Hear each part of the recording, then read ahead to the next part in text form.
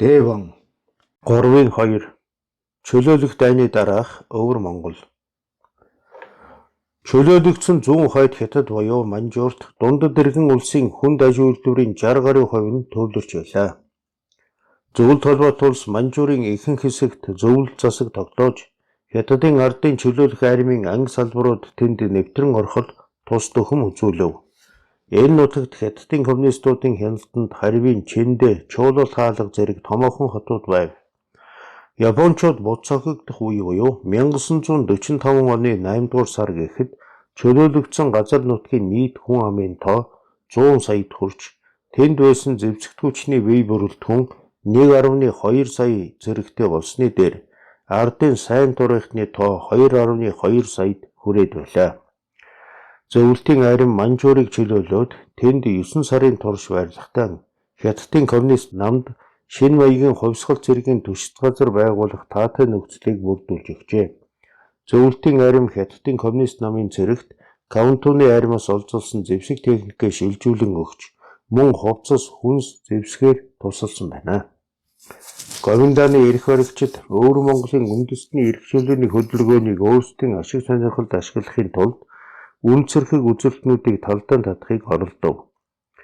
Япончууд бууж өгөхийн өмнө буюу 8 дугаар сарын 24-нд Чанкайши хятад бус үндэстнүүдэд хандан тэдний хүсэлтээр өөртөө засах буюу тусгаар тогтнох эрх болгохыг амласан үг хэлсэн байна. Энэ мэдэгдэл нь өвөр Монголын өөртөө засах буюу тусгаар тогтнолын төлөө тэмцэж байсан Дэван болон Цэрэн Донор буюу бай юмтай тэргүүтэй бүлэг хүмүүсийн санаанд нийцвэ. Чанкайши Цэрэн Дондорыг Бээжин дэх Монголын хэрэг эрхлэх газрын даргаар Дэвангийн цэргийн штабын дараагасан ууг өөдөнг зүүн хойд хятадын Хянган мужийн дэд даргаар тус томилон ажиллаж эхэлвэ. Тэр үед өвөр монголчууд өөрийн нутаг орныг тусгаар тогтносон улс болгох, бүгд найрамдах Монгол ард улстай нийлүүлэх, хятадын харьяаны орон нутгийн өөртөө засах орон болгох гэсэн 3 чиглэлээр санал хуваагдаж байжээ. Тусгаар тогтнох уу, бүгд найрамдах Монгол ард улстай нэгдэх үү гэдэг хоёр асуудлаар 18 наснд хүрсэн бүх хүмүүсийн саналыг хураах, өөрийгөө хамгаалах ардын сайн дурын цэрэг байгуулах хөдөлгөөн өвөр Монголын бараг бүх чуулган хушуунд өрнөж байлаа. Өвөр Монголын өөртөө засах хөдөлгөөн Японтой хамтран ажиллаж байсан зарим хэсэг нь хятадын коммунист намыг дэмжих болсон. Нэг хэсэгт нь бүгд найрамдах Монгол ард улстай нэгдэх үзэл санаа тархсан туйлын цөөн хэсэг төв засгийн газрыг дэмжиж байгаа зэргийг харгалзан Гоминданы засгийн газар өвөр Монголын улс төрийн аливаа хөдөлгөөнд сэжиглэнгүй хандаж байваа. Чанкайшич Дэванд таатай хандаж байсангүй. Өвөр монголчууд бүгд найрамдах Монгол ард улстай нэгдэж зөвлөлтийн нөлөөнд орохгүй, харин хятадын бүрэлдэхүүнд автономит хэрэгтэй болох хүсэлтэй гэдгийг Америкийн нэгдсэн улсад ойлгуулж дэмжүүлэн Гоминданы засгийн газарт нөлөөлөх гэж оролджээ. Энэ нь зөвлөлт Америкийн харилцааны хандлагыг харгалзсан хэрэг байв. Энэхүү оролдолго нь Монгол тусгаар тогтнолоо сэргээсний дараа Америкийн нэгдсэн улстай харилцаа тогтоох зарим нэгэн хүсэл тавьж байсантай төстэй байв. Сталин Чанкайшитэй зөвлөлт хятадын хилийн ойролцоо зөвлөлт холбоот улсын нутагт уулзах хүсэлтийг 1942 оны хавраас 1945 он хүртэл 2 чудаа тавьсан боловч Чанкайши түүнд итгэдэггүй учраас баригдахаас болгоомжлон татгалзаж байжээ. Чанкайши өвөр Монголын ард түмэнд автономит эрх олгохоос татгалзаж дайны дараа дэмжиг доноровтой ганц л удаа уулзсан бөгөөд түүнд таатай хандаж байсангүй гэж Америкийн их сурвалжид тэмдэглэсэн бэ.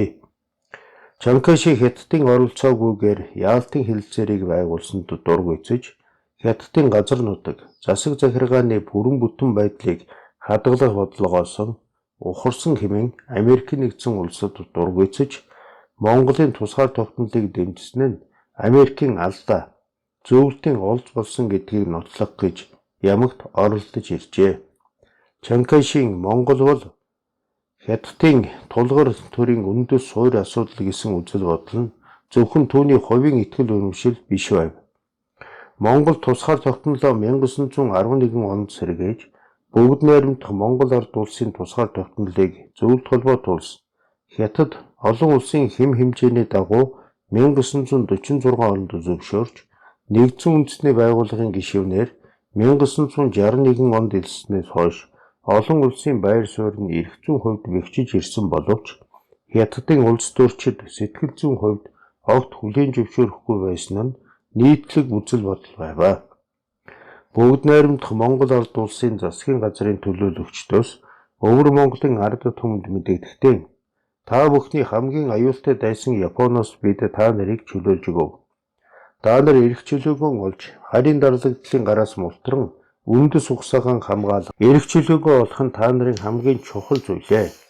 Хүний сансан бүхнийг өөр нэгэн улс хүмүүсээс бүгдийг авчирч өгдөггүй. Та нар өөрсдөө ажиллах талаар санал хүчээ нэгтгэн босох цаг болжээ.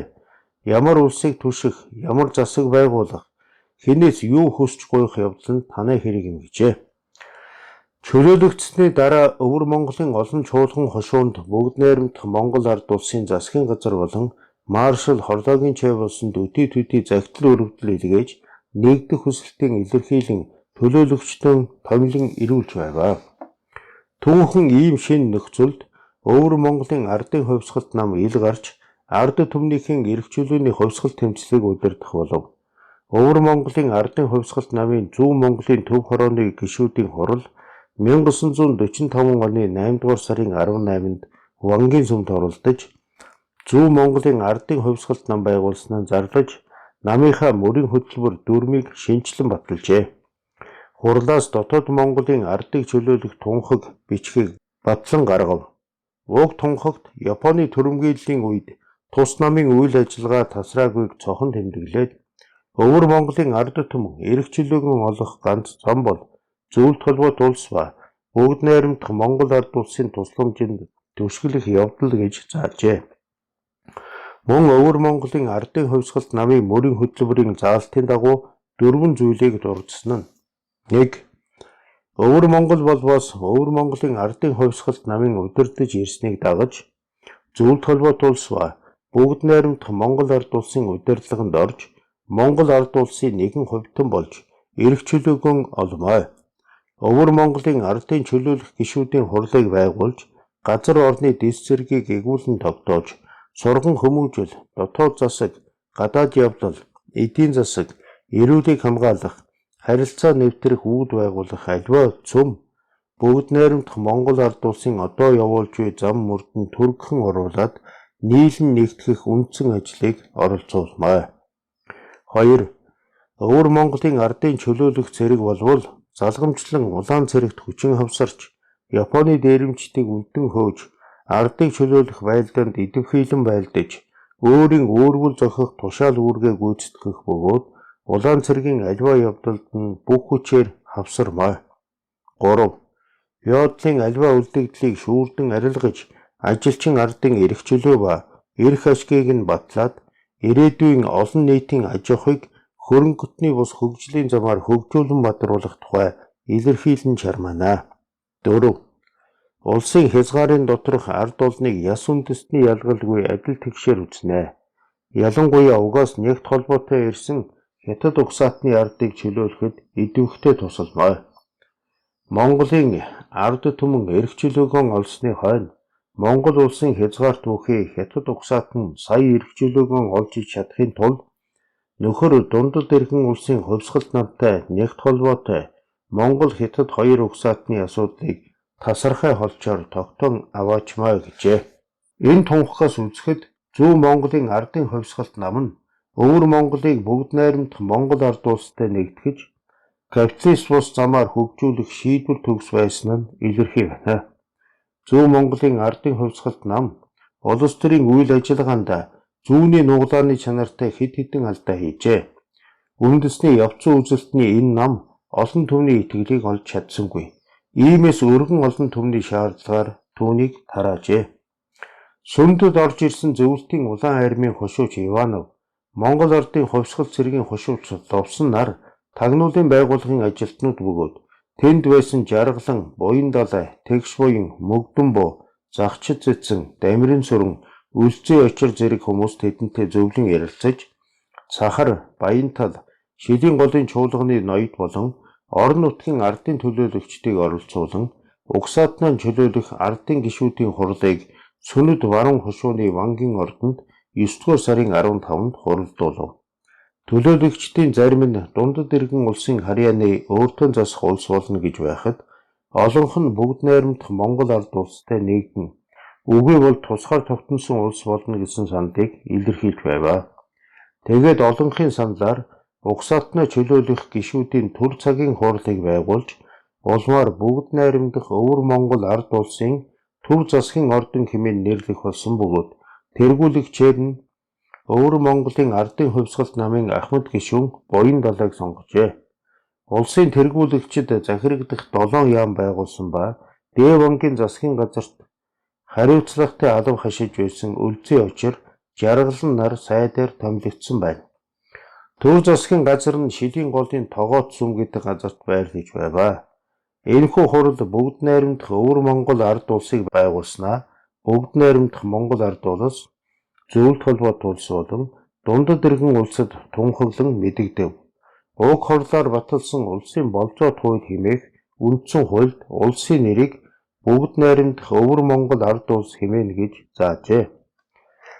Манай улсын дотоод явдлын яамны ажилтнууд Дээд банкын хүү Дугуйсүрэн болон Алтан учир гүн нарыг хэсэг хүмүүсийн хамт Улаанбаатар руу явуулав. Бүгд найрамдах Монгол ард улсын тагнуулын байгууллага Дээд банк улс тан эрүүлэх ажиллагаанд ашиглах зорилгоор Дугуйсүрэнг сургууль суралцуулахаар үлдээж Алтан учирт тодорхой даалгавар өгч буцаасан байна. Чөлөөлөх дайны үед бүгд найрамдах Монгол ард улсын дотоод явдлын яамд зөвлөхөр ажиллаж байсан зөвлөлт холбоот улсын мэргэжилтийн Терешенко өвөр Монголын баруун өмнөд нутагт Бичков баруун сүнэд хушуунд ажиллаж байваа. Иймэрхүү байдлаар бүгд найрамдах Монгол ард улсын нутаг дэвсгэр болон хүн хүчийг зөвлөлт холбоот улсын тагнуулд ашиглах, зөвлөлт холбоот улсын улсыг аюулаас хамгаалах байгууллагын эрх ашиг зохицуулах шинжтэй ажиллагаа явагдаж байлаа. Энэ байдлыг манай зарим судлаач улсыг аюулаас хамгаалах байгууллагын хамтын ажиллагаа нь 1940-с 1960 онд адил тэгш эрх зүйн үндсэн дээр биш, бүгд найрамдах Монгол ард улсын талаас байнга хүсэх буй хандлагатай, зөвлөлт холбоот улсын тал зөвлөхөөс эхлэн захиран командлах шинжтэй. Тэр чанараар бүгд найрамдах Монгол ард улсын эрх ашигыг бодохоос илүүтэй нийтлэг социалист системийн болон зөвлөлт холбоот улсын эрх ашигын үүднээс л туслах ба хамтрах чиглэлтэй байсныг түүх гэрчилж байна гэж бодитойгоор дүгнсэн байдаг юм а. Бүгд найрамдах Монгол ард улсын ерөнхий сайдын орлогч Ламжав, дотоод явдлын яамны сайд Дүүнхэржав, нарийн бичгийн дарга Намсраа зэрэг хүмүүс Шилийн голын чөлөөлөгдсөн нутгуудаар яваад Сүндэд ирж чуулган хошуудын дарга нартай уулзжээ. Энэ үеэр хоёр Монголыг нэгтгэх асуудлыг хөндөн ярихад тэд бид зөвлөлт холбоот улсын дэмжлэгээр тусгаар тогтнолон Хятадын засгийн газараар дөнгөж зөвшөөрүүлээд байна. Хүлээн зөвшөөрсөн газар нутгийн хүрээнд өвөр Монгол хамрагдахгүй юм. Иймээс бид та нарын асуудлыг хөндөж болохгүй байна. Энэ асуудлыг та бүхэн өөрсдөө шийдэх хэрэгтэй гэсэн байна. Ламжав энэ үед Дээд банкын засгийн газрын засгийн явдлын хорооны дарга байсан Жодовжавтай хэд хэдэн удаа уулзаж ярилцаж байжээ. Удалгүй Жодовжав генерал Голминсэнгэ нарыг онгоцоор Улаанбаатарт авчирсан байна. Тэдэнтэй Жодовжавын хүү Төмөр Цэрэн мөн хамт иржээ. Одоо Германы элчин сайдын яам байрлаж буй байр тэр үед гадаадынхан зориулсан зочид буудал байсан бөгөөд тэднийг тэнд байрлуулж байлаа. Энэ буудалд Дээд банкын хүү Дугуйсүрэн, генерал Дамирансүрэн, Дээд банкын нарийн бичгийн дарга Цог Бадрах, генерал Өлзий очир, Дэлгэр цогт, Төмөр Даш, Жалчин самбуу зэрэг олон хүн сууж байжээ. Удалгүй маршал Чой болсон Сүнэд баруун хошуунд хүрэлцэн ирэв. Тэрээр энд байгуулагдсан засаг захиргааны талаар санаа бодлоо илэрхийлсэнгүй. Дараа нь өвөр Монголын хэсэг төлөөлөгч Улаанбаатарт очиход Чой болсон тэднийг хүлээн авч уулзсан баяр хүргэхдээ Дээд банкын хүү Дугуйсүрэнг байлцуулжээ. Төлөөлөгчид өвөр Монголын ирээдүй болон хоёр Монголын асуудлаар Чой болсонгийн саналыг асуухад Яалтын гэрээ ёсоор бид одоогийн байгаа нутаг дэвсгэрийнхээ хэмжээнд тусгаар тогтнолоо зөвшөөрүүлсэн болохоор үүнээс давж хөрш орны нутаг дэвсгэрийн асуудлыг хөндөж болохгүй байна. Ар өвөр Монголыг нэгтгэх боломжгүй юм аа. Өвөр Монголын асуудлыг анхаарч үзэхийг бид намын харилцааны шугамар Хятадын коммунист намд хүсч болох юм. Та бүхэн хойштой Хятадын коммунист намтай өргөнөөр харилцах хэрэгтэй гэж хэлсэн байна. Төлөөлөгчдөөс дамиран сүрэн өөрийн хүсэлтээр бүгд найрамдах Монгол ард улсад үлдэжээ.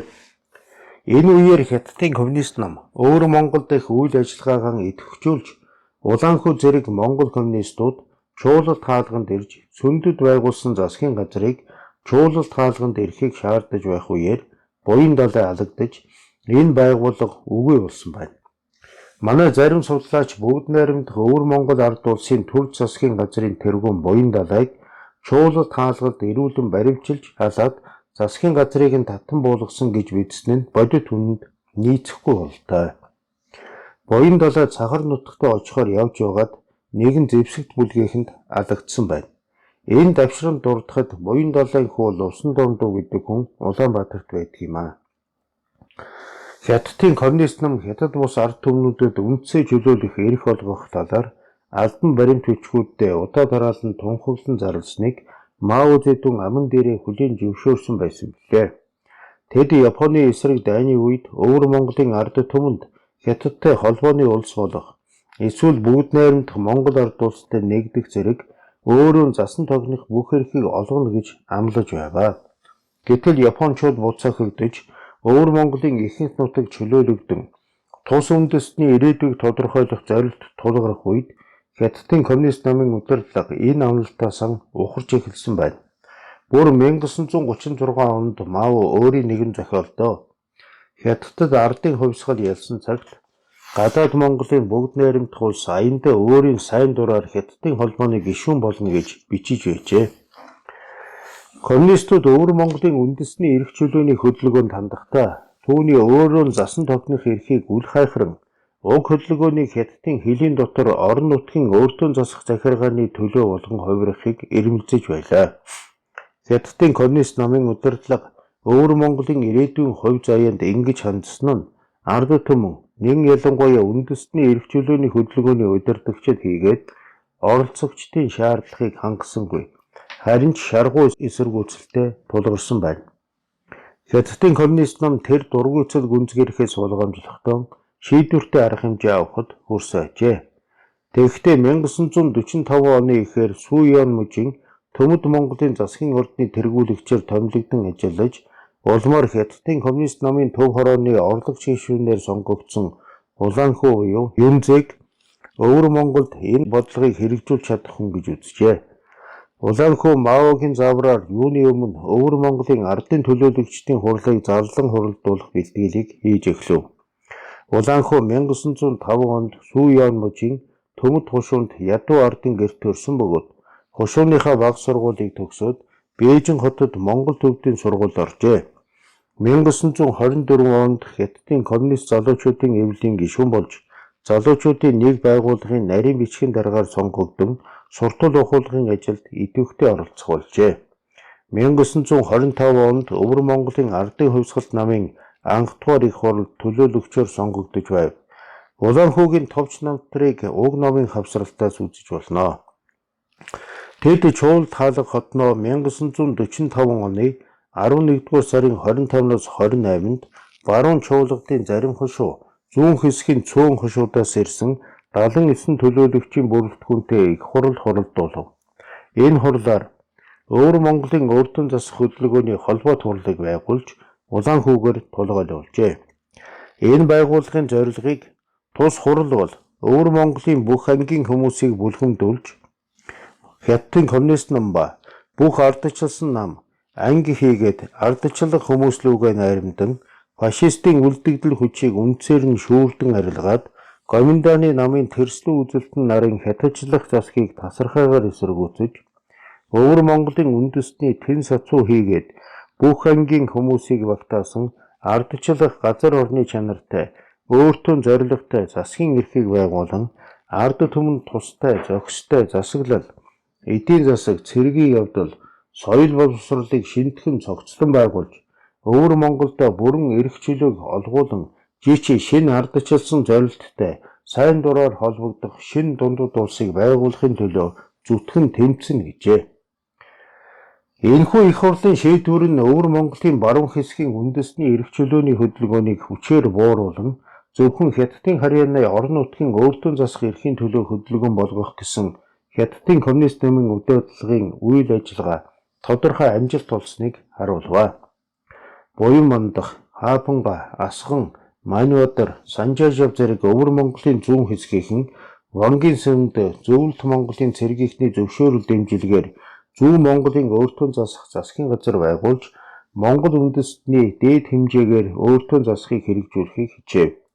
Тэд төлөөлөгчдөн бүгд найрамдах Монгол ард улсад ирүүлж маршал Чойволсонд мэндчилгээ хүргэн чөлөөсөнд талархаж байгаа илэрхийлсэн бөгөөд нэгдмэл Монгол улс байгуулах асуудлаар мөн түрүүчийн хариултыг сонссон байна. Өвөр Монголын баруун хэсэгт хүчтэй өрнөсөн үндэсний эрх чөлөөний хөдөлгөөн инхүү Хятадын коммунист намын хяналтанд айжмаар орсон боловч зүүн хэсэгт нь өвөр Монголын ардын хувьсгалт намын удирдлагаар үндэснийхээ эрхийн төлөө тэмцсээр байв. Өвөр Монголын ардын хувьсгалт намын санаачилгаар 1946 оны 1-р сарын 15-нд Гэгэн сүмд өвөр Монголын зүүн хэсэг баргын ардын төлөөлөгчдийн их хурал нээгдэж 552 төлөөлөгч оролцлоо. Их хурал хөлөн буур, нум мөрөн, жирэм, зост 100 үдийн чуулганыг хамарсан зүүн Монголын өөртөө засах орон байгуулсныг тунхаглаж үндсэн хуулийн шинжтэй мөрөн хөтөлбөрийн төслийг батлав. Өвөр Монголын зүүн хэсгийн нутаг дэвсгэрт засгийн бүх эрхийг ардын төлөөлөгчдийн их хурал, түүний чөлөө цагт баг хурлын чөлөө цагт тэргүүлэгчид ба өөртөө засах орны засгийн газар барина гэж уг хөтөлбөрт заажээ. Их хурал зүүн Монголын ардын өөртөө засах засгийн газрыг 2-р сарын 15-нд Вангийн сүмд албан ёсоор байгуулах, дундад иргэн улсын төв засгийн газарт бие төлөөлөгч томилон явуулж засгийн газраа хүлээн зөвшөөрүүлэх хэлэлцээ хийлгэх зэрэг шийдвэр гаргажээ. Буян мандахыг тэргүүлэгчээр, Хаафангаг дэд тэргүүлэгчээр, Маньбадарыг баг хурлын тэргүүлэгчдийн дараагаар сонгож, Яамдын сайд зэрэг албан тушаалтнуудыг томилов. Энэ үеэр гаргасан чөлөөлөгдсөн дотоод Монгол товхимолд урдаар зүүн Монголын өөртөө засах засгийн ордныг 38 хошуу ба жинхэнэ Монгол газар дотроо багтаж байх ил хот сянаар хязгаар болгож байгуулан дараагаар удалгүй бүх дотоод Монголын нэгдэл хамтралын улс хэрийг байгуулна гэжээ. Энэ үед Хятадын коммунист нам дэвшилт хүчнүүд хийгээд улс төрийн янз бүрийн нам бүлэгтэй нэгдмэл хураамт болж хамтран ажиллах бодлого явуулж байсан атлаа. Өвөр Монголын үндэсний эрх чөлөөний хөдөлгөөний удирдагчдыг эхний ээлжинд өвөр Монголын ардын хувьсгалт намын гишүүдийг гутаах явуулга хийж эцэст нь 1946 оны 3 сард энэ намыг хөөн тараасан байна. Бүгд найрамдах Монгол ард улсын тусгаар тогтнолыг Хятадын засгийн газар хүлээн зөвшөөрч 1946 оны 2-р сарын 13-нд хоёр улс дипломат харилцаа тогтоов. Гэвч Гоминданы засгийн газар бүгд найрамдах Монгол ард улсын хил хязгаарт өнгөлцөх явдлан үргэлжлүүлж 1946-аас 1948 онд 55 удаа халдлага үлдэж байв. Өөрийн улсын тусгаар тогтмол бүрэн эрхийг Хятадын засгийн газраар зөвшөөрүүлсэн явдал бол Чойволсонгийн амжуулсан тэргүүн зэргийн том алхам байлаа.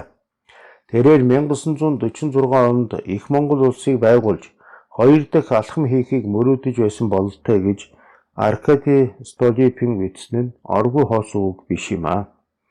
Гоминданы 2-р бүгд хурал 1946 оны 3-р сарын 15-нд болж нэг талаас монголчуудын өөртөө засах эрхийг хангах талаар санаа тавьж байгаа дүр үзүүлж, нөгөө талаар Гоминданы цэргийн бэлтгэж буй давшилтыг орон нутагт дэмжих явдлыг хангах зорилгоор тогтоол гаргажээ.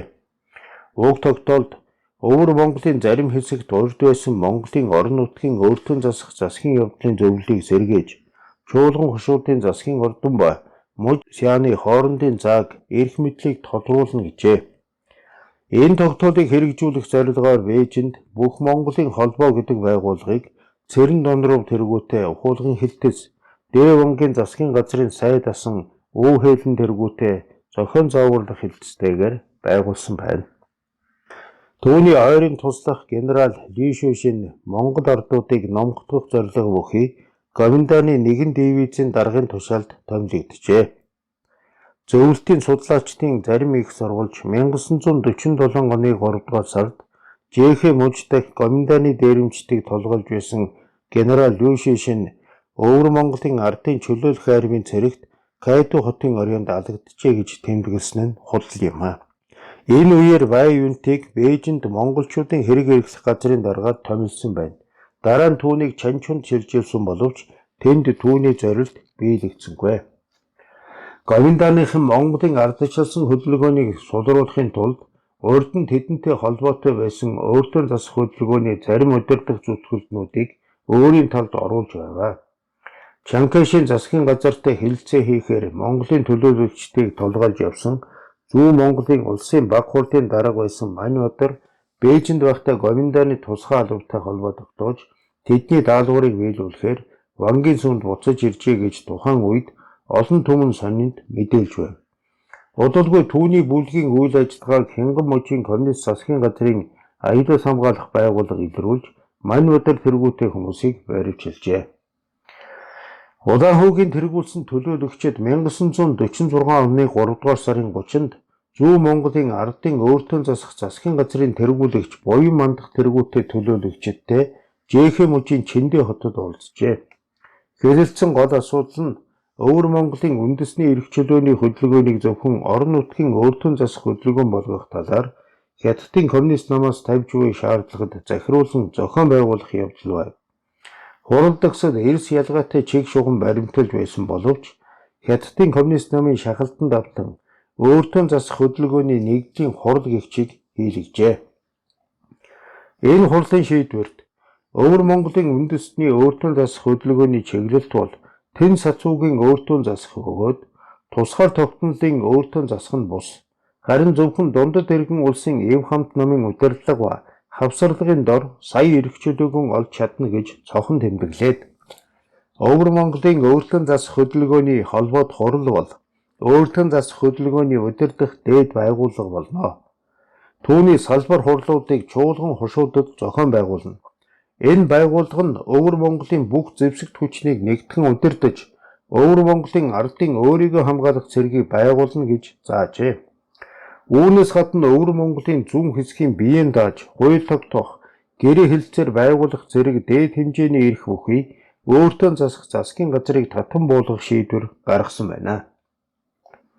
Хятадын коммунист нам Гоминдан хоёрын зөрчлийг инх тайван аргаар шийдвэрлэх боломжийг хэрэгжүүлж чадсангүй. Гоминдааны айрам 1946 оны зун чөлөөлөгдсөн нутг руу дайралт хийснээр тэдний эсрэг ардын чөлөөлөх дайн орнож 1949 он хүртэл үргэлжлэв. Энэ жилүүдэд Хятадын хувьсгал иргэний дайны хэлбэртэй болж ирсэн юм а. Гоминдааны цэрэг 1946 оны намар коммунистуудын хяналтанд байсан томоохон хотуудын нэг чуулалт хаалгыг эзлэв. Чанкайшигийн засгийн газар Япон бууж өгсөний дараа Монгол хүн амын үндэстний ба нутаг орны ашиг сонирхлыг хайхралгүй зүүн хойд нутагт 9 муж байгуулахаар шийдвэрлэжээ. Ийм байдлаар засаг захиргааны хуваарийг тогтоох нь зүүн хойд Хятадын Монгол чуулган хушуудыг Хятадын мужуудын захиргаанд оруулах ёстой байв. Чанкайшийн цэрэг 1946 оны 10 дугаар сард Өвөр Монгол руу өргөн довтлогоо хийсний зэрэгцээ Гоминдааны засгийн газар 11 дугаар сарын 15-нд улс төрийн зөвлөлдөх хуралдааны шийдвэрийг зөрчиж үндэсний хурлыг зарлан хоригдуулав. Энэ хуралд цэрэн донров Уухээлэн зэрэг хүмүүс Өвөр Монголын төлөөлөгчөөр оролцсон байна.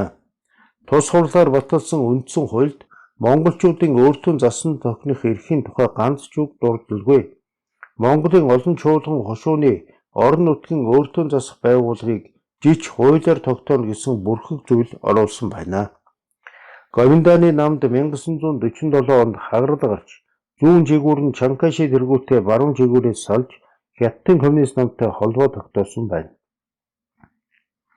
Энэ үеийн байдлыг нүдээр үзсэн хүний хувьд Джеймс Бурке тэмдэглэхдээ монголчуудыг Хятадын орон нутгийн засаг захиргааны хүрээнд царай өгөлгүйгээр нухчин дарж байгууштай тааруухан бөгөөд доорд яслан гэж Хятадын үндсэрхэг засгийн газар үзэж таснараад шоолорлож байлаа.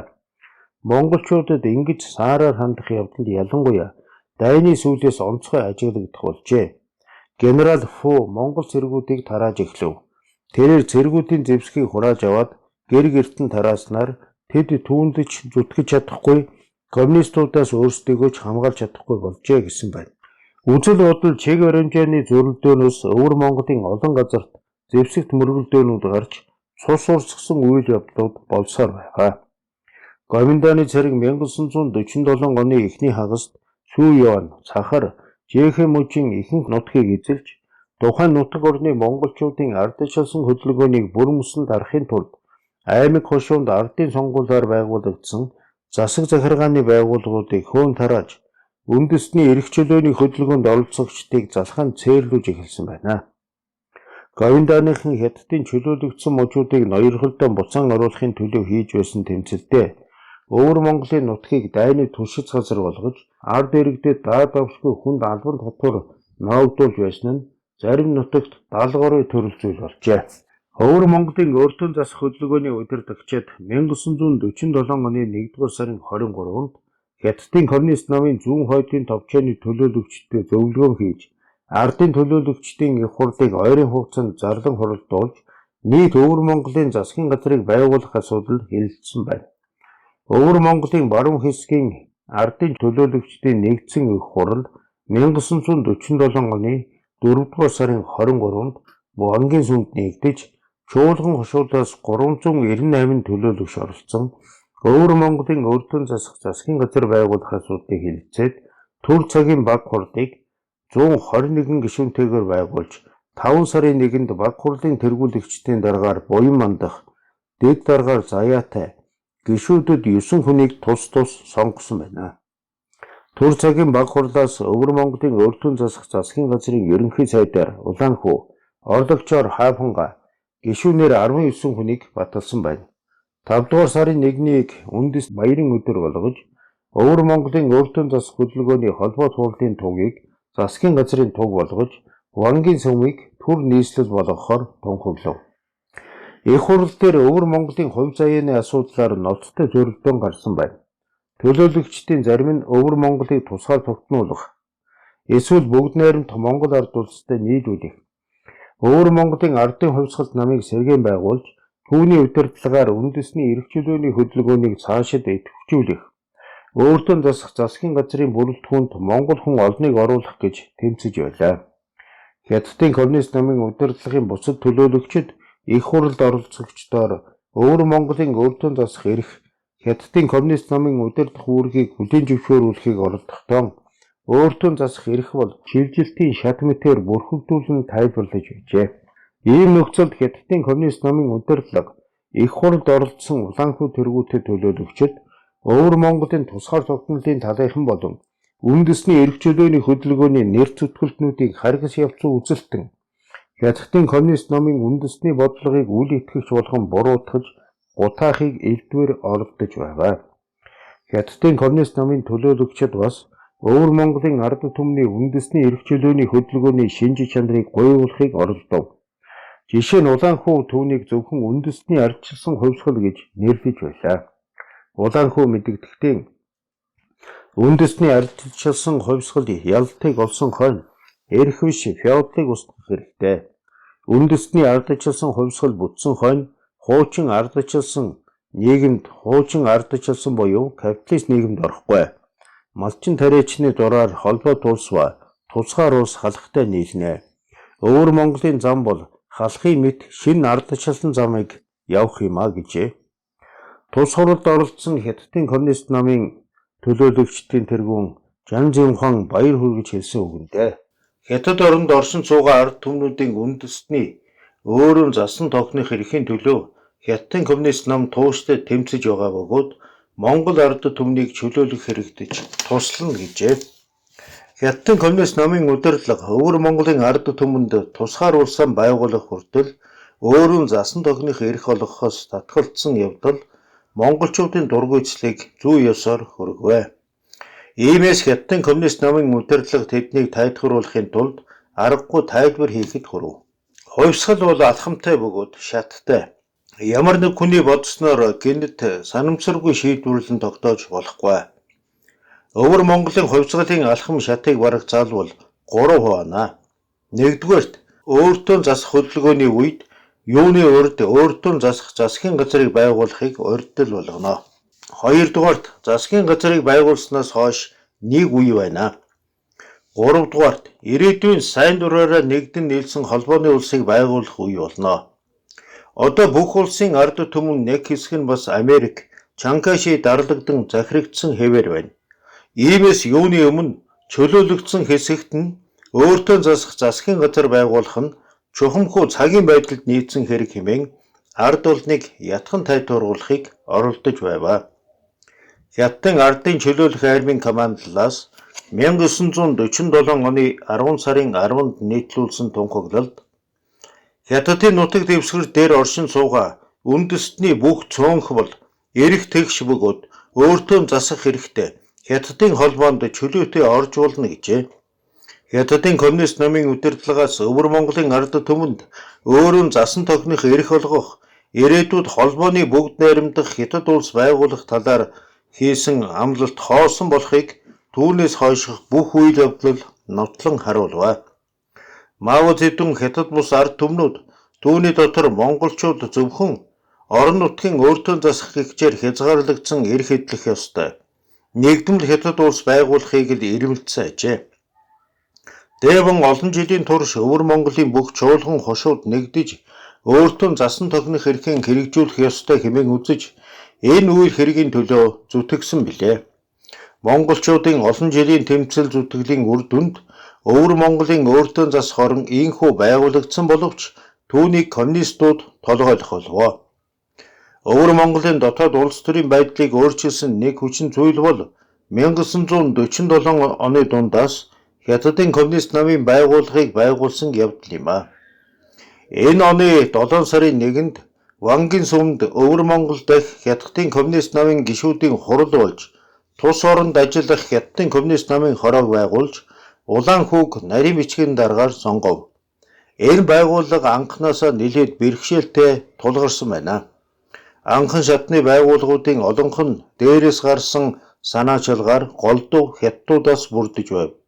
Өвөр Монголын үндэсний эрх чөлөөний хөдөлгөөнийг өөртөө засах орон байгуулсан төлөйгээр хязгаарласан Хятадын коммунист намын удирдлагын чиг шугам нь хүн амын өргөн давхаргын дотор дургуйцал төрүүлж байхад үндэсний эрх чөлөөний төлөө тэмцлийн удирдагчид тухайлбал Хятадын коммунист намын хөөн тараасан Өвөр Монголын ардын хувьсгалт намын гишүүдийн нэр хүнд буурсангүй. Хятадын коммунист намын удирдлага тэдний гоминдан империализмын тагнуул хорлон сүйтгэгчд мэтэр буруутгаж залхаа харах хэмжээ авсан нь олон нийтийн дургуйцлыг хүргэжээ. Хөлбөмбөр Өвөр Монголын зүүн хэсэгт байдал нэн хурцтаж Хятадын коммунист намыг эсэргүүцсэн нууц байгууллагууд бий болжээ. Хятадын коммунист намын Өвөр Монголын хороо 1947 оны сүүлчээр тусгай комисс томилон гаргаж тэр нутаг оронд гарсан иргэний дайныг ашиглан олон нийтийг харгислан дарах явуулга хийлгэв. Өвөр Монголын өөртөө засах орны засгийн газраас феодализмын улс төр эдийн засгийн үндэсийг эвдэхээр газрын шинжилт явуулж хар шар феодал баячуудыг баривчлах тэднийг олдны өмнө баалах ажил зохиож эхэлжээ. Гэвч энэ ажил сүүлдээ чөлөөлөх дайнаар бүгд найрамдах Монгол ард улс зөвлөлт холбоот улсын зохих байгууллагын төлөөлөгчдийн ажилд тусалсан хүмүүсийг илрүүлэн устгахад шууд чиглэснээр нийт Монгол малчдын эсрэг хандаж олонний дургыг хүргэв. Энэ хэрцгий аллагад гэмгүй олон мянган хүн өртсөн учраас нутгийн малчид дөрвөж ууланд гарах, гоминданы талд болон босгогчдын талд нийлэх болов. Зөвхөн 1948 оны 3-аас 7 сард 100 гаруй сэхэтэн голдуу хүн бүгд найрамдах Монгол ард улсад зугтаж иржээ. Бүгд найрамдах Монгол ард улсад 1946 онд Хятадын 9257 иргэн байсны 1158 нь 1945 онд ирсэн Дэ Вангийн цэрэг 1487 байснаас 112 нь офицер байв. 1945 оноос хойш ирсэн Өвөр Монгол 6204, буцаж ирсэн халахын дөрвөгч 2918 байжээ.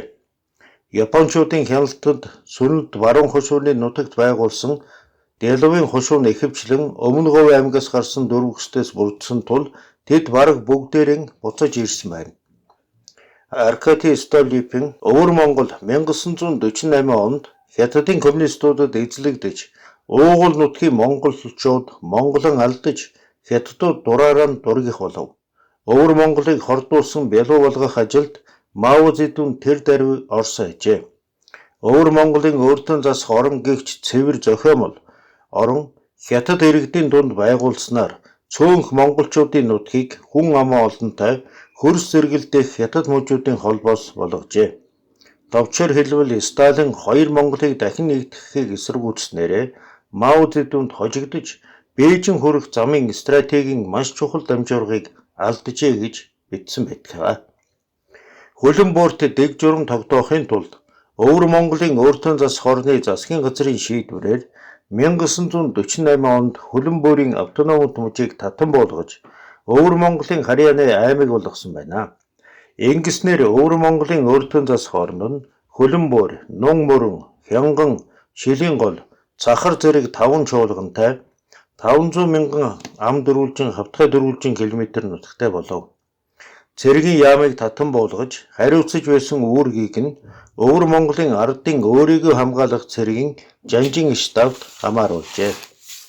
Улаанхүү бүх цэргийн Жанжин бөгөөд улс төрийн гишүүнээр томилогдов.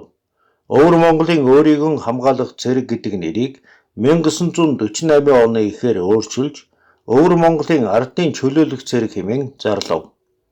Өвөр Монголын морин цэргийн дивизийг 1949 оны 5 сард Хятадын ардын чөлөөлөх армид нийлүүлж хэрэг дээрээ Хятадын ардын чөлөөлөх армийн командлал ба Хятадын коммунист намын удирдлагын мэдэлд шилжүүлжээ.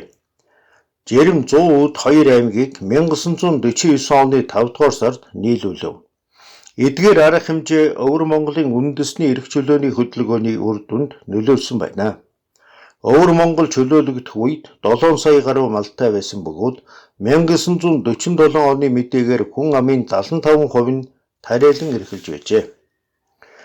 Өвөр Монголын өөртөө засах орныг байгуулсан нь үндэстнүүдийн өөрөөр засан тохиных эрхийн төлөө Хятад дэх монголчуудын явуулсан тэмцлийн бүрэн хяналтыг хангаж чадаагүй нь тодорхой. Хятадын коммунист намын удирдлага ийхүү өөртөө засах орн байгуулсан явдал бол үндэстнүүдийн өөрөөр засан тохиных эрх хэрэгжихэд зайлшгүй тохиолдох эхний үе шат гэж монголчуудын санаа сэтгэлийг засан тайвшруулж байв. Тэгээд ч ардын хувьсгал ялж гоминданы ноёрхол устгахад өөрсдийн хувь заяагаа бүрэн шийдэж болно гэж монголчуудыг ятхан итгүүлж байлаа. Гэтэл 1949 оны 9 сард Бээжинд хуралдаж бүгд найрамдах Хятад ард улсыг байгуулсан ардын улс төрийн зөвлөлдөх хурлаар батлагдсан нийтийн мөрийн хөтөлмөр хэмээх баримт бичигт Хятад биш ард түмний өөрөөр засан тохиных эрхийн тухай асуудлыг дуугүй өнгөрөөд цөөн тоотой үндэстнүүдийн цугларан суугаа газар оронд бол үндэстний орон нутгийн өөртөө засах эрх хэдүүлэх явдлыг Хятадд үндэстний асуудлыг шийдвэрлэх цорын ганц үндэс болгосон байлаа. Үндэстний өөртөө засах орнууд бол бүгд найрамдах Хятад ард улсын салшгүй хэсэг гэж заасныг сүүлд 1954 онд бүгд найрамдах Хятад ард улсын үндсэн хуульд ёсоор баттгсан юм. Ийм өөрчлөлт нь Хятадын коммунист намын Өвөр монголчуудын өөрөө засан тохиных эрхийг шатлан хэрэгжүүлнэ гэдэг амлалт худал болохыг харуулв. Үүний зэрэгцээгээр Хятадын эрх баригчид Өвөр Монголын хэд бие даасан байдлыг Хятадын янз бүрийн үндэстний орнуудад байгуулагдаж буй дам засаг захиргааны өөртөө засах нэгжүүдийн хэмжээнд хүртэл бууруулах тодорхой арга хэмжээ авлаа. Хятадын удирдагчид Өвөр Монголын үндэстний бүх нутаг дэвсгэрийг засаг захиргаа нутаг дэвсгэрийн төвлөрсөн нэгэн нэгжид нэгтгэн гэдэг нэрийдлээр жинхэнэ Хятад үндэстэн зонхлон оршин суугчдтай хөрс зэрэгэлдээ Хятад муж буюу зарим үед үлэмж хэсгийг Өвөр Монголд нэгтгэн Өвөр Монголын өөртөө засах орны нутгийг тэлж хүн амыг нэмэгдүүлэх бодлого явуулав. Тухайлбал 1950 онд Өвөр Монголын өөртөө засах оронд Баочин, Хуадэ, Долон нуур 3 сяныг Цахар мужийн хамтаар нэгтгэхэд тус мужийг 1952 онд татан болгожээ. Сүүян мужийг 1954 оны 1 сард татан болгож Өвөр Монголын өөртөө засах хооронд нийлүүлсэн нь үндэстний өөртөө засах хооронд хятад үндэстний тоог эрс нэмэгдүүлсэн байна. Өвөр Монголын нутаг дээр 1950 онд Улаанцав Игцүү хоёр аймгийн өөртөө засах орон, Гүйсүү буюу Хөх хотын хотон үндэстний өөртөө засах орон, 1951 онд Орчин үндэстний өөртөө засах хошуу, 1953 онд Бугад хот дэх хотончуудын өөртөө засах тойргийг тус байгуулжээ. Женевин Жибао санд өөртөө засах оронд хятад иргэд олон байх нь хятад иргэдээс ах トゥ үндэстнүүдэд тусалж бүтээн байгуулах үйлсэд нь оролцоход үлэмж ач холбогдолтой хэрэг юм а. Ийм тусламж бол манай улсын ах トゥ үндэстний хоорондох дээд хэмжээгээр харилцан туслалцах зориг санааны бодит илрэл мөн гэж бичиж байжээ.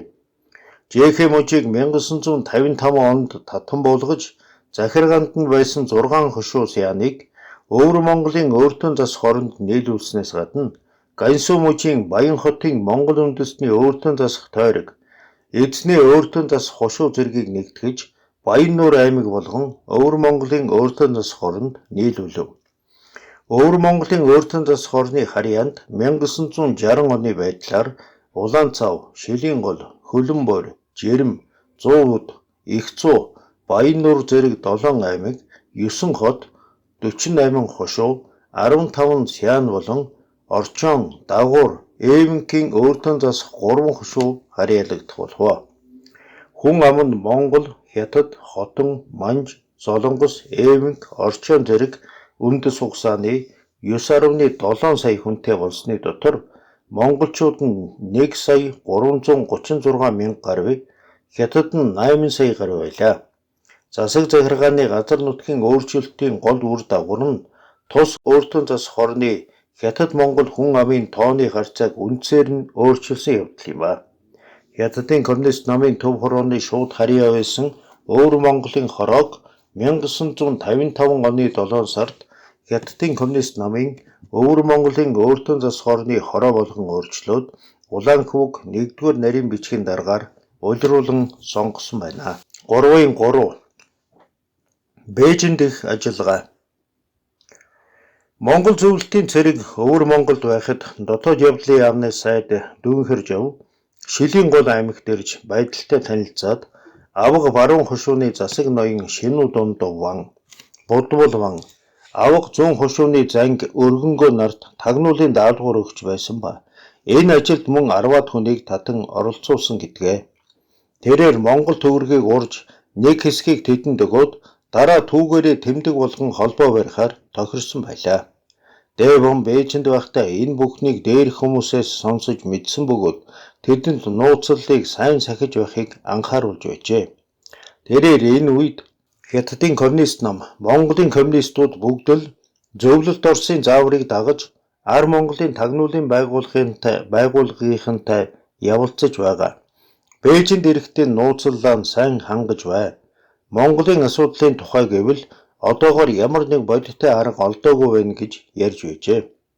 Хятадын коммунист намын хяналт Өвөр Монголд чангарч Ар Өвөр Монголын нэгдэх асуудал бэрхшээлтэй болж ирэхэд урд нь Улаанбаатарт очиж байдлыг биеэр ойлгосон жаргалан 1946 оны өвөл өөрийн биеэр Бээсийн сүмээс Бээжинд ирж Дэвон болон итгэл найдвартай хүмүүстэй нөхцөл байдлыг наривчлан танилцуулсан байна. Энэ мэдээллийг сонссон хүмүүс Монголын ирээдүйг зөвхөн Хятадын коммунист намд даатгаж болохгүй гэж үзээд өөр олон талын гарцуудыг хайх хэрэгтэй гэж тохиролцжээ. Өөхөйлөн, Гэлжинтэй, Өргөнгөө, Ванжил Бамуу, Ловсон дамб, Гомбо залан, Доржид цэрэн зэрэг хүмүүс 1946 оны 5 сард Бээжинд хуралдаж энд байгаа монголчуудыг нэгтгэн цэрэг бэлтгэж нутгаан баалуугаас чөлөөлөх хүчийг хуримтлуулахаар ярилцсан байна. Тэд Гоминдааны засгийн газраас тусламж хүсгээр шийдэж Шилэнголын чуулган яамыг байгуулан жанчхуд суурьшуулж ажиллах болж дараагаар нь Шинүү ерөнхий явдлын дараагаар Гэлжинтэй Амрыг хамгаалах цэргийн дараагаар Ванчин сан нар томилогдов. Энэ байгууллагын нэрийн өмнөөс Гоминдааны засгийн газар болон Цахар мужийн захирагч генерал Пүү Зоёд Галдан бичиг явуулсан байна. Шөнүүд ондвыг Чанкашитэй уулзаж асуудлыг шийдгэж үүрэг өгсөнд тэрээр 9-р сард Нанжинд очисон боловч түүнтэй уулзаж чадсангүй. Гэвч Гоминданы удирдах зарим хүмүүстэй уулзаж ярилцахад тэд ч цэрэг зэвсгэр туслахын амласан байна. Тэрээр Монгол төвдийн хорооноос 3 сая цаасан төгрөг авч буцаж иржээ. Дэвэн Монгол үндэсний асуудлыг шийдвэрлэх асуудлаар Өвөр Монголд ажиллуулахаар Доржид цэрэнгээ явуулахдаа түүнд өөрийн гараар бичсэн гэрч бичгийг өгч байсан нь ихээрэн Тагнуулын ерөнхий газрын тусгай архивд хадгалагдаж үлджээ. Түүнийг сэрүүлвэл Монголын дэнчиг донров бээр Монголын хэрэг үеийн тухай миний бодол саналаа мэдүүлэхийн төлөө Доржид цэрэнг явуулсан тул Монголын ах トゥ нар хэн боловч түүнийг итгэмжлэн харилцан нэвтрэлцэж чухам өмнө санаагаа гарган хэлэлцэж эвлэн нийлэлтгүй гэрэн үүний тул гарын хэдэн үсэг бичиж илгээв. Богд Чингисийн 742 дугаар он 8 сарын 10 гэжээ. Япончууд бууж өгсөний дараа Өвөр Монголын зүүн хэсгийн чуулган хошууд нээлж Вангийн сүмд Зүүн Монголын өөртөө засах засгийн газрыг байгуулав. Тухайн үед зөвлөлт Монголын цэргийнхэн заавал дундад улсын засгийн газраар зөвшөөрүүлэх хэрэгтэй гэж зөвлөсөн тул тэргүүлэгч буян мандах нь Маньбатар Санжаажав нарын төлөөлөгчдийг Бээжинд томилон явуулж Гоминданы засгийн газарт Зүүн Монголын өөртөө засахыг зөвшөөрүүлэхээр хүсэл тавьжээ. Тэр хоёрыг Гоминданы Бээжин дэх цэргийн захиргааныхан хүндэтгэн дайлж тусгай албаны ажилтан Лянжиса нар Маньбатарыг өөрийн дарга Дайлийтэй уулзуулваа. Маньбатар түүнтэй уулзсныхаа дараа Дэван дээр ирж Зүүн Монголын өөртөө засах энэ үйлсэд хамтран зүтгэе гэж санал болгосонд тэрээр цагийн байдлыг ажиглаж байгаад дараа шийдье гэсэн байна. Дэван хэрэг Өвөр Монголд очивол буян мандахын удирдлагад нэг хилцээний дарган ажил хийгдэл болно гэсэн байна. Гэтэл Дайли Бээжингээс Нанжинд буцахдаа онгоцны ослоор амь өргөджээ. Дараа нь Гоминданы цэргийн бүртгэх товчоо буюу Тагнуулын албаны дарга Жанжээмин Маньбатар нартай уулзсан байлаа. Гэтэл өргөнгөө Вангийн сүмээс Бээжинд ирэхдээ Зүүн Монголын өөртөө засгийн ордны тэргүүлэгч буян мандахаас Маньбатарт ирүүлсэн нууц захидлыг авчрав. Өргөнгөө урд нь Монголын засгийн газарт ажиллаж байсан бөгөөд Дэвангийн хүн тул энэ захидлыг урдаар түүнд үзүүлсэн байна. Захидалд бид нэгэнт дундад улсын эв хамт намын Өвөр Монголын хариуцлагадан Улаанхүүтэй Улаанхатад уулзав. Хүсэх нь дахин Гоминданы засгийн газраас Зүүн Монголыг өөртөө засах тухай зөвшөөрөл гуйх хэрэггүй. Түргэн буцаж ирэх тун гэсэн байжээ. Маньбатар Бээжингээс буцахдаа Жанжээмин Лянжиса нарын уургийг хүлээж Гоминданы цэргийн бүртгэх товчооны томилсон холбооны хэрэгсэл бүхий ажилтны хамт Тагнуулын ажиллагаа явуулахаар Вангийн сүмд очисон байна. Тэр буцахын өмнө зочид буудалд Дэвантай шүнжин ярилцаж хонсон байна. Дундад иргэн улсын засгийн газар 1946 оны 1 сарын 5-нд бүгд найрамдах Монгол ард улсын тусгаар тогтнолыг албан ёсоор хүлээн зөвшөөрөв. Ерөнхий сайдын орлогч Сүрэн-Жав тэргүүтээ төлөөлөгчд 2 дугаар сарын эхээр Чумцанд очиж Чанкашитэй уулзжээ. Төлөөлөгчд Бээжингээр дайрч буцахад монголчууд тэдэнтэй уулзахыг хичээсэн боловч хятадууд уулзуулсангүй. Харин Дэван оройн цагаар Дун айн захаар явж байгаад төлөөлөгчдтэй тааралдаж мэдлэн нэрээ хэлэхэд нь бидний хүмүүс дагаж явна баяртай гэж шивнэн хэлсэн гэдгээ. 1946 оны 3 сард болсон Гоминданы бүгд хурлын улс төрийн илтгэлд Ар Монголыг тусгаар тогтнуулснаар бид зүүн хойд хятадыг бүхэлд нь эгүүлэн авч арга ядахтал Ар Монголоор зүүн хойд хятадыг сольж авсан хэрэг юмаа гэж дурдсан байжээ. Авга зүүн хошууны засаг Будвал Ван 1946 оны хавар Бээжинд хүн томилон явуулж Дэван Загчид цэцэн нартай уулзуулжээ. Ирсэн хүн нь Будвал Ван бүгд найрамдах Монгол ард улстай холбоо тогтоож тэдний даалгавраар Гоминданы байдлыг тагнаж байгаа гэд энэ талаар саналыг нь зориуд асуулгаж байгааг уламжилсан байна. Дээван өвөр Монголыг дээд хэмжээгээр өөртөө засахаар хүсэл тавих юм бол биелэгдэх бодит бололцоо байна гэд одоо дураараа хөдөлж болохгүй тул цаг тохиолыг хүлээх хэрэгтэй гэж түүнд хэлүүлсэн байна. Үүний дараа Гоминдааны цариг чуулал хаалгыг эзэлж Хятадын коммунист намын өвөр Монголын хорооны дарга Улаанхүүгийн удирдсан өвөр Монголын өөртөө засах хөдөлгөөний холбоо турал Бээсийн сүмд шилжин очжээ. Шилийн голд 1945 онд орж ирсэн бүгд найрамдах Монгол ард улсын тагнуулын ажилтнууд Дээванг манай улсын зүг татах үүргийг түүний ойрын садан Алтан очир гүн өгсөн байв. Тэд Алтан очирыг 1946 онд 8 дугаар армийн чөлөөсөн Шилийн голын чуулганд нэвтрүүлж сүнэд баруун хушууны туслагч болгосон бөгөөд тэрээр бүгд найрамдах Монгол ард улсын хил дээр байсан ажилтнтай нууцаар холбоо барьж байжээ. Гоминдааны цэргийн зарим анги 1947 онд сүнэд баруун хушууны нутагт орох үеэр Алтан очирг Монголын тагнуулын байгууллагын даалгавраар тэднийг даган зугтаж гараад чуулал хаалгаар дайран Бээжинд Дээван дээр иржээ. Тэрээр загчид цэцэн нарын танилцуулснаар Монгол залуучуудын холбоонд элссэн байна. Дараа нь Дээван Алтан очирыг Бээжин дэх зөвлөлт холбоо тулсан элчин сайдын яамтай холбоо бариулжээ. Тэр холбоо тогтоосон тухайгаа Дээванд мэдэгдэхдээ би дагуу усартай зөвлөлт холбоо тулсан элчний газар очиход тэд надад $50 өгөхөд нь авсангүй гэжээ. Энэ үед Бурайд аймгийн Амбан Эренчин доржийн удирдсан зэвсэгт бүлэг Шилийн голын чуулганд халдан түүвэсэн ба Буд болтой хамтран өвөр Монголын өөртөө засах хөдөлгөөний холбоо турлыг гэнэт довтлохоор төлөвлөсөн байжээ. Гэтэл энэ хурланд Шилийн гол, Цахар, Улаанцав, Баян тал зэрэг чуулганы бүх хушуудаар ажиллаж Хятадын коммунист намын комиссуудыг байгуулад өөртөө засах хөдөлгөөнийг удирдан эдгээр газруудад ардын зэвсэгт хүчнийг зохион байгуулж нийгмийн эмх журам, амгалан тайван байдлыг хамгаалах ажлыг хийсэн байна. Иймээс дээрх зэвсэгт бүлгүүд дарагдаж бодвол баривчлагдав. Эренчин доржин үлдсэн хүмүүсийн дагуулan Долон нуурт очоод дараа нь чуулалт хаалгаар дамжин Бээжинд хүрч Дээвантай уулзсан байна. Дээван чуулалт хаалгаас авчирсан хамгаалтын 100 гаруй цэргийн хооллож хувцлахад бэрх болсон тул Эренчин доржийн мэдэлд шилжүүлжээ.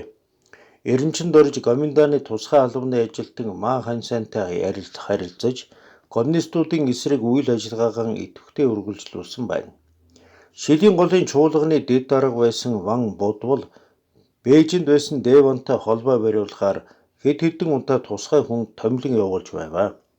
Тэрээр хожим нь мэдүүлэхдээ дотоод явдлын яамны сайд Дүүнхэржав 1945 онд өвөр Монголд явахдаа ноёд ламнар болон нэр хүндтэй хүмүүсээс олон хүнийг тагнуулан ажилд элсүүлсэн бөгөөд миний биеийг мөн энэ ажилд татан оролцуулж үүрэг даалгавар өгч байв гэж ярьсан байдаг.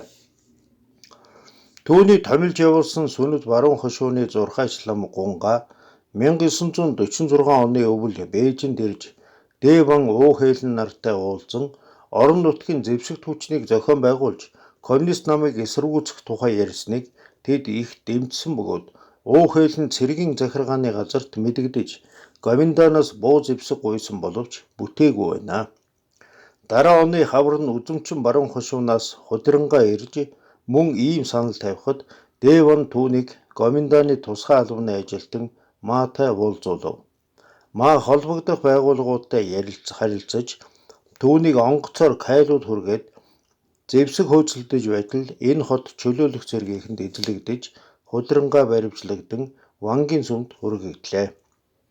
Энэ үед өвөр Монголын өөртөө засах орны ардын засгийн газрыг байгуулахаар өвөр Монголын ардын төлөөлөгчдийн их хурлыг Вангийн сүмд хуралдуулж байваа. Өвөр Монголын өөртөө засах орны шин засгийн газар түүнийг суллсан боловч тэрээр Долон нуурт очиж зэвсэгт бүлэг зохион байгуулад үзэмчин баруун хушуунд ирж хорлон цүйдэх ажиллагаа явуулсан байна.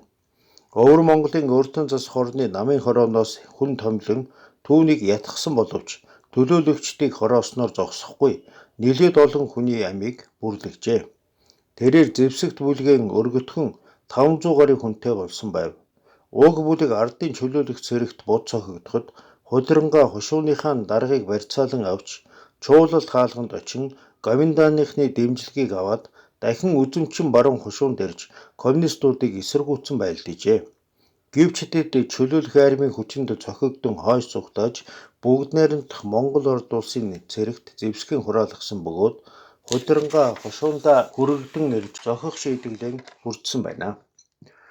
Чуулалт хаалгыг 1948 онд чөлөөлөхөд Худрангагийн дүү болон тогтох нар хушууны дарга байсан Мижид Жанчвыг дагуулan тэндээс угтаж 1949 онд Нэнцэ мужийн Алшаа хушууны Баян хотод очиж Дэвантай нийлжээ.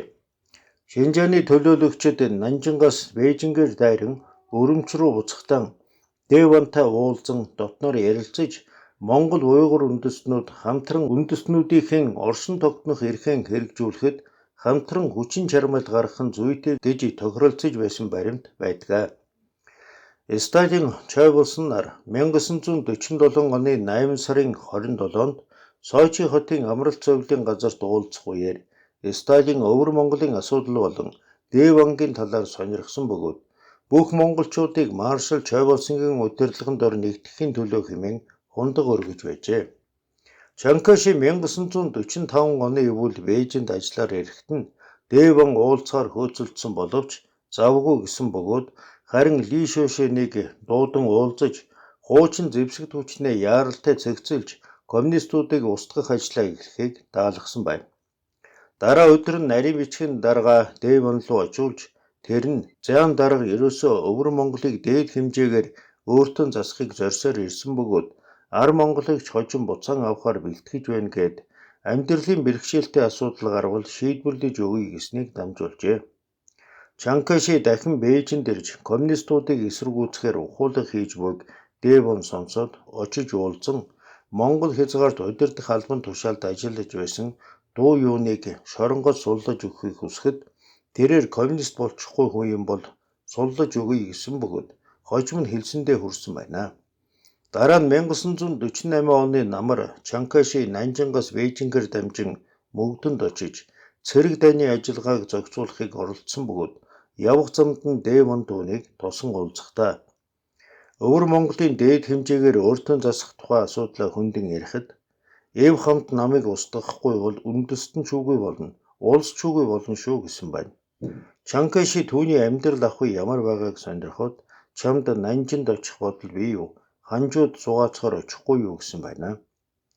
Мао Цзэдун 8 дугаар сард Хятадын коммунист намыг төлөөлөн Чунцанд очиж Чанкашитэй хэлэлцээр хийсэн ба дараа хоёр талын төлөөлөгчид 10 дугаар сарын 10-ны хэлэлцээрт гарын үсэг зурж дотоодын дайныг эцэс болгож найрамдал, ардчлал, хамтын ажиллагааг үндэс болгон тусгаар тогтносон эрх чөлөөтэй шинэ дундад улсыг байгуулахад зарлав. Мөн улс төрийн зөвлөлдөх хуралдааны хийж найрамдлаар улсаа байгуулах их бодлогыг хамтдаа зөвлөлдөхөөр тохиролцов. Жоо Инлэ Жанцу нар дайнан зогсоох хэлэлцээрт 1946 оны 1 сард гарын үсэг зурж 2 дугаар сард Хятадын коммунист нам Гоминдан болон Америкийн төлөөлөгчид хамтран Бээжинд цэрэг дайны асуудлыг зохицуулах зөвлөл байгуулжээ. Гоминданы засгийн газар 10 дугаар сарын 10-нд гарын үсэг зурсан ардын чөлөөлөх айран ба Гоминданы цэргийн хоорондын зааг шугамыг тогтоох тухай ба тэр түр найрамдлын тухай хэлэлцээрийг иргэний дайнд бэлтгэхэд ашиглажээ. Гэтэл улс төрийн зөвлөлийн зөвлөгөөн нь Гоминданы төлөөлөгчид Хятадын коммунист намын ардчилсан холбооны оролцоотойгоор холбооны ардчилсан засгийн газрыг байгуулах, үндэсний хурлыг хуралдуулах, одоо байгаа айрмыг ардчилсан үндсэн дээр өөрчилж нэгдсэн айран болгон байгуулах тухай шийдвэрүүдийг баталсан байна. Улс төрийн зөвлөлийн зөвлөгөөний шийдвэрийг орон нутагт хэрхэн биелэгдэж байгааг хянах зорилгоор Америкийн командлал, Гоминдан ба Хятадын коммунист намын төлөөлөгчдийн бүрэлдэхүүнтэй гүйцэтгэх штабыг байгуулжээ. Гэтэл хэлэлцээр хийж гүйцэтгэх штабыг байгуулж байх үед Гоминданыхан Америкийн тусламжтайгаар иргэний дайнд бэлтгэжээ. Америкчууд Чанкашигийн бүлэгт бууж өгсөн Японы цэргүүдийн зэвсгийг хурааж нутагт нь буцаах ажилд туслах нэрээр тэдэнд иргэний дайныг өдөөн дэгдээхэнд нь тусалжээ. Тэд Гоминданы айрмыг хойд ба зүүн хойд Хятадд шилжүүлэн тээвэрлэж авчирсан ба айрмыг сургаж зэвсэг байлдааны хэрэгсэл хувцаар хангаж байлаа.